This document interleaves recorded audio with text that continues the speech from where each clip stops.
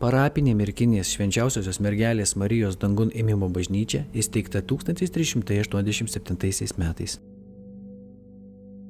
Tai viena seniausių bažnyčių Lietuvoje, o jos pastatas seniausias Merkinėje. Tikėtina, kad bažnyčia Merkinėje buvo įkurta iškart po krikšto Lenkijos karaliaus ir Lietuvos didžiojo kunigaikščio Vladislavo Jogailos. Mūsų Merkinė 44 metais buvo subombarduota, per stebuklą išlikus tik bažnyčia, o miestelio centras istorinis visas buvo griuvėsiai likę. Pirmoji bažnyčia buvo, aišku, medinė, o paskui čia amžių bėgyje buvo perstatinėjama 1648 metais didžiojo Lietuvos kanclerio Paco. Čia yra tokia gotikinio tipo bažnyčia, stilius vidus bent.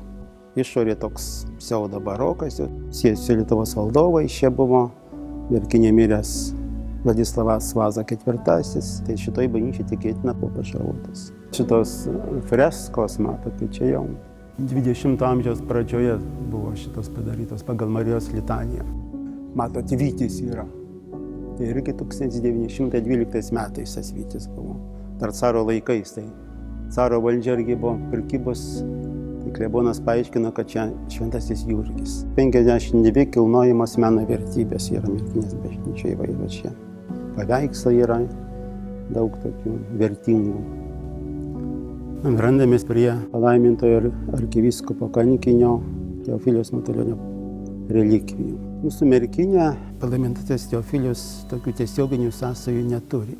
Netiesioginės, pačiam teko dalyvauti toje byloje, teko vykdyti papildomą beatifikacijos procesą. Buvo bylos įgaliotas teisėjas. Toks teisinis kanoninis procesas. Pirmiausia, reikia apklausti liudininkus. Turim surasti žmonės, kurie betarpiškai bendravo su Teofiliumi ir kurie gali paliudyti jo herojiškumą, jo dorybės, jo šventumą. Tokia apklausa ir buvo vykdoma. Romoje kardinolų kolegija svarstė, ten jie vienbalsiai pritarė, net jokio abejonė jiems nebuvo, kad tai buvo kankinys ir drąsus išpažinėjas, kuris drąsiai gynė tikinčių ir bažnyčios teisės. Būdami Merkinės bažnyčioje, šalia relikvijos ir išganytojo širdies altoriaus, galime prašyti mums trūkstamų gėrių gyvenime. Palaimintasis pats kadaise drąsino tautiečius kreiptis į lietuvių šventuosius. Savieji maldas ir prašymus greičiau išgirs ir padės mūsų rūpesčiuose.